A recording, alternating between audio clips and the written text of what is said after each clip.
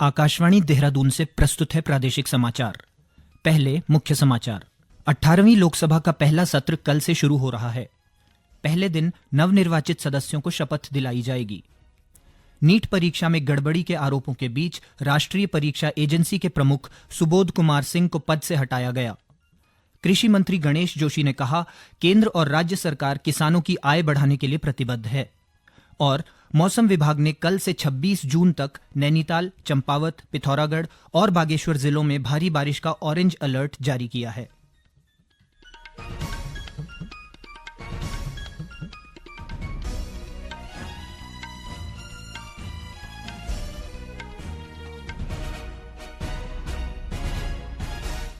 नमस्कार, समाचारों के साथ मैं अखिलेश चंद्र गैरोला।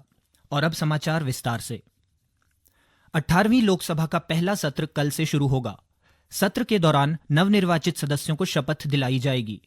भाजपा के वरिष्ठ सांसद भर्तृहरि महताब लोकसभा के नए सांसदों को शपथ दिलाएंगे। श्री महताब को अस्थायी अध्यक्ष बनाया गया है। नए लोकसभा अध्यक्ष का चुनाव 26 जून को होगा। 27 जून को लोकसभा और राज्यसभा का संयुक्त सत्र राष्ट्रपति द्रौपदी मुर्मू के अभिभाषण से प्रारंभ होगा। यह सत्र 3 जुलाई तक चलेगा। लोकसभा के पहले सत्र की पूर्व संध्या पर आज आकाशवाणी का समाचार सेवा प्रभाग संसद के समक्ष मुद्दे और इश्यूज बिफोर पार्लियामेंट का प्रसारण करेगा। संसद के समक्ष मुद्दे आकाशवाणी गोल्ड और अतिरिक्त मीटरों पर तथा इश्यूज बिफोर पार्लियामेंट रेनबो और अतिरिक्त मीटरों पर रात 9:30 बजे से 10 बजे तक सुना जा सकता है। परीक्षा परिणामों को लेकर उठे विवाद के बीच राष्ट्रीय परीक्षा एजेंसी एनटीए के महानिदेशक सुबोध कुमार सिंह को उनके पद से हटा दिया गया है। भारतीय व्यापार संवर्धन संगठन के अध्यक्ष और प्रबंध निदेशक प्रदीप सिंह खरोला को एनटीए महानिदेशक का अतिरिक्त भार सौंपा गया है।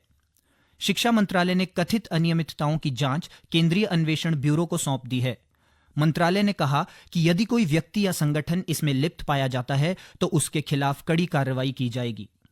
राष्ट्रीय परीक्षा एजेंसी ने 5 मई को नीट यूजी परीक्षा आयोजित की थी।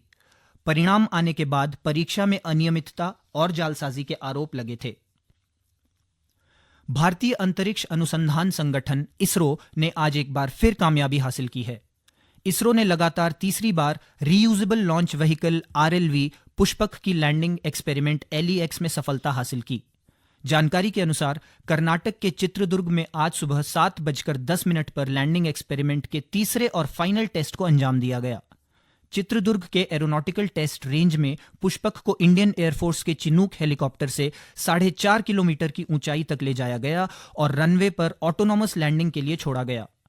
पुष्पक ने क्रॉस रेंज करेक्शन मैन्यूवर को एग्जीक्यूट करते हुए हॉरिजॉन्टल लैंडिंग को सटीकता से अंजाम दिया।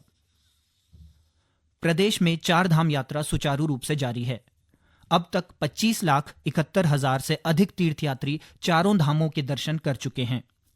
प्रशासन के अनुसार इस वर्ष अब तक रिकॉर्ड संख्या में श्रद्धालु यात्रा के लिए पहुंचे हैं। प्राप्त आंकड़ों के अनुसार सबसे अधिक 9,54,043 से अधिक श्रद्धालु केदारनाथ और 7,16,000 से अधिक श्रद्धालु बद्रीनाथ धाम के दर्शन कर चुके हैं। वहीं उत्तरकाशी स्थित यमुनोत्री धाम में 4,42,000 से अधिक श्रद्धालु और गंगोत्री धाम में 4,59,000 से अधिक श्रद्धालु दर्शन कर चुके हैं। चारधाम यात्रा पर आने वाले श्रद्धालुओं के लिए सरकार हर संभव सुविधा मुहैया कराने में जुटी है। यात्रियों के लिए पैदल मार्ग पर पेयजल, शौचालय व अन्य मूलभूत सुविधाओं की व्यवस्था की गई है। उत्तरकाशी के जिलाधिकारी डॉक्टर मेहनमान सिंह बिष्ट ने बताया कि पिछले वर्ष की तुलना में इस वर्ष अब तक 16% अधिक तीर्थयात्री दर्शन कर चुके हैं। उन्होंने बताया कि अब तक 3,89,997 यात्रियों की स्क्रीनिंग की जा चुकी है तथा 2,437 यात्रियों के स्वास्थ्य की जांच की जा चुकी है। अडानी समूह राज्य में कृषि और बागवानी के क्षेत्र में करीब 500 करोड़ रुपए का निवेश करेगा। आज अडानी समूह के प्रतिनिधि मंडल ने देहरादून में कृषि मंत्री गणेश जोशी से मुलाकात की और निवेश का प्रस्ताव सरकार के सामने रखा। प्रतिनिधि मंडल ने मुख्य रूप से कृषि और बागवानी उत्पादों के भंडारण के क्षेत्र में निवेश करने की बात कही। कृषि मंत्री ने सरकार की ओर से प्रतिनिधि मंडल को सकारात्मक आश्वासन दिया और मामले में जल्द कार्रवाई का आश्वासन दिया। श्री जोशी ने कहा कि उत्तराखंड राज्य की भौगोलिक परिस्थितियां और कृषि जलवायु क्षेत्र विभिन्न बागवानी फसलों के उत्पादन के लिए अत्यधिक अनुकूल हैं, जिसके कारण राज्य में बागवानी की अपार संभावनाएं हैं। उन्होंने कहा कि निवेश अनुकूल नीतियों के परिणाम स्वरूप आज उत्तराखंड हर क्षेत्र में निवेशकों के लिए एक नया केंद्र बिंदु बनकर उभर रहा है। ये समाचार आकाशवाणी के देहरादून केंद्र से प्रसारित किए जा रहे हैं। ताज़ा समाचार के लिए आप हमारे सोशल मीडिया एक्स व Facebook page Akashvani news Uttarakhand को फॉलो कर सकते हैं।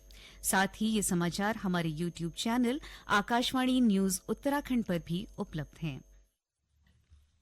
कृषि मंत्री गणेश जोशी ने कहा है कि केंद्र और राज्य सरकार किसानों की आय बढ़ाने के लिए प्रतिबद्ध है। आज हरिद्वार में आयोजित कार्यक्रम में भाग लेते हुए श्री जोशी ने कहा कि केंद्र सरकार किसान सम्मान निधि बढ़ाने पर विचार कर रही है। पत्रकारों से बातचीत में उन्होंने कहा कि प्रधानमंत्री नरेंद्र मोदी ने अपने तीसरे कार्यकाल की शुरुआत 11 करोड़ किसानों को किसान सम्मान निधि का लाभ देकर की है। पहली कैबिनेट में जो सबसे पहला काम किया, किसान सम्मान निधि की पत्रावली पर हस्ताक्षर करने का काम देश के प्रधानमंत्री मोदी जी ने किया और देश के 10 करोड़ से अधिक किसानों के लिए 20,000 करोड़ की पहली किस्त जारी की है। वहीं ग्रामीणों की आवास की चिंता करते हुए 3 करोड़ आवास देने का संकल्प मोदी सरकार ने लिया है। वहीं किसान सम्मान निधि को बढ़ाने पर सरकार विचार कर रही है, क्योंकि हमारी सरकार का मानना है कि अगर किसान मजबूत होगा, अन्नदाता मजबूत होगा तो देश मजबूत होगा। प्रदेश में 24 जुलाई से कांवड़ यात्रा शुरू होने जा रही है। यात्रा को लेकर हरिद्वार जिला प्रशासन ने तैयारियां शुरू कर दी हैं। शनिवार को प्रशासन और पुलिस के वरिष्ठ अधिकारियों ने व्यापारियों व तीर्थ पुरोहितों के साथ बैठकर मेले के सफल संचालन को लेकर चर्चा की। इस मौके पर व्यापारियों ने कांवड़ मेले के दौरान हर की पैड़ी के आसपास लगने वाले जाम से निपटने के सुझाव दिए। बैठक में जिला अधिकारी और वरिष्ठ पुलिस अधीक्षक ने कांवड़ियों और स्थानीय व्यापारियों के बीच होने वाले विवादों को समय रहते सुलझाने के लिए लोगों से सहयोग करने की अपील की। जिला अधिकारी ने कांवड़ मेले के दौरान सुरक्षा व्यवस्था कड़ी करने और स्थानीय लोगों को राहत पहुंचाने के निर्देश दिए। गौरतलब है कि कांवड़ यात्रा के दौरान लाखों की संख्या में कांवड़िए हरिद्वार गंगाजल लेने पहुंचते हैं, जिसके चलते क्षेत्र में जाम की स्थिति बनी रहती है। प्रधानमंत्री नरेंद्र मोदी इस महीने की 30 तारीख को आकाशवाणी से मन की बात कार्यक्रम में अपने विचार साझा करेंगे। यह मासिक रेडियो कार्यक्रम की 111वीं कड़ी होगी। श्री मोदी के लगातार तीसरी बार प्रधानमंत्री चुने जाने के बाद यह पहला मन की बात कार्यक्रम होगा। श्रोता टोल फ्री नंबर 1800-11-7800 के माध्यम से कार्यक्रम के लिए अपने विचार और सुझाव दे सकते हैं। नरेंद्र मोदी ऐप या MyGov ओपन फोरम पर ऑनलाइन भी सुझाव दिए जा सकते हैं। 28 जून तक भेजे गए सुझाव और विचारों को कार्यक्रम में शामिल किया जाएगा। यह कार्यक्रम आकाशवाणी और दूरदर्शन के समूचे नेटवर्क, आकाशवाणी समाचार की वेबसाइट और news on AIR mobile app पर प्रसारित होगा। यह आकाशवाणी समाचार, DD न्यूज, PMO और सूचना एवं प्रसारण मंत्रालय के YouTube चैनलों पर भी उपलब्ध रहेगा। आकाशवाणी से हिंदी प्रसारण के तुरंत बाद मन की बात कार्यक्रम प्रादेशिक भाषाओं में भी प्रसारित किया जाएगा। चमोली जिले की बद्रीनाथ और हरिद्वार जिले की मंगलौर सीट पर 10 जुलाई को मतदान होना है। नामांकन की अंतिम तिथि समाप्त हो चुकी है और कल नामांकन पत्रों की जांच की जानी है। 26 जून नामांकन वापसी की अंतिम तिथि है। और अब एक नजर मौसम पर। राजधानी देहरादून समेत राज्य के कुछ स्थानों पर दोपहर बाद झमाझम बारिश हुई, जबकि अन्य हिस्सों में बादल छाए हुए हैं। मौसम में बदलाव से तापमान में गिरावट दर्ज की गई, जिससे लोगों को गर्मी से राहत मिली है। मौसम विभाग ने आज प्रदेश के अधिकांश जिलों में कहीं कहीं आकाशीय बिजली चमकने और तेज बारिश का येलो अलर्ट जारी किया है। नैनीताल, चंपावत, पिथौरागढ़ और बागेश्वर जिलों में कल से 26 जून तक भारी बारिश का ऑरेंज अलर्ट जारी किया गया है।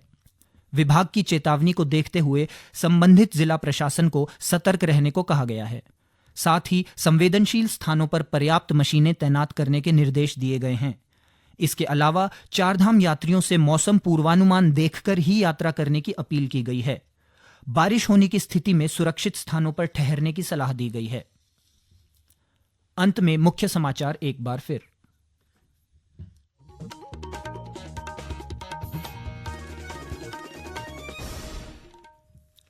अठारहवीं लोकसभा का पहला सत्र कल से शुरू हो रहा है। पहले दिन नवनिर्वाचित सदस्यों को शपथ दिलाई जाएगी। नीट परीक्षा में गड़बड़ी के आरोपों के बीच राष्ट्रीय परीक्षा एजेंसी के प्रमुख सुबोध कुमार सिंह को पद से हटाया गया। कृषि मंत्री गणेश जोशी ने कहा, केंद्र और राज्य सरकार किसानों की आय बढ़ाने के लिए प्रतिबद्ध है। और मौसम विभाग ने कल से 26 जून तक नैनीताल, चंपावत, पिथौरागढ़ और बागेश्वर जिलों में भारी बारिश का ऑरेंज अलर्ट जारी किया है। इसके साथ ही प्रादेशिक समाचार का ये बुलेटिन समाप्त हुआ। नमस्कार।